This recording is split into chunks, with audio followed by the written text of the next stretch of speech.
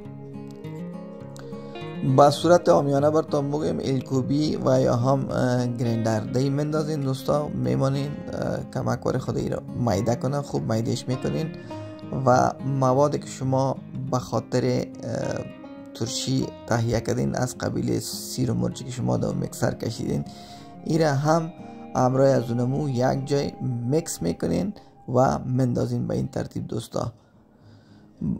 ایره که شما میکس کردین همراه از این یک جای میکسش میکنین، همراه سیر مرچ یک جای میکسش میکنین و دمابین چای جوش یا دمابین دیگ یا دمابین واتر کوکر میتونین که شما آبم تقریبا گرم کنین که بعداً باز آب گرم هم برای شما نیاز است.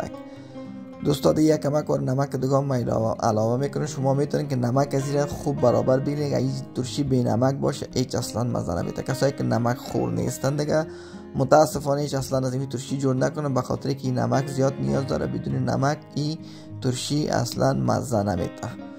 و ببینید دوستا که این مواد که ما شما جور کرده بودم از قبیل سیر و مرچ و اوری دمابین از این ترشی ما علاوه میکنم و در بالای سرش هم آب میدازم. آب به مقدار پرتین دوستا که آب جوش باشه. آب به مقدار پرتین که از این سر موادتان بالا بیا اونم قدر آب. اگر زیاد شما آبش خوش دارین میتونین که آب زیاد هم پرتین. اگر آب زیاد پرتین باز مجبورن که شما اوریتان هم زیاد کنین. ببینید دوستا که بسیار یک رنگ مقبول و خوبیش به خود گرفته و عیناً ترشی بازاری واره.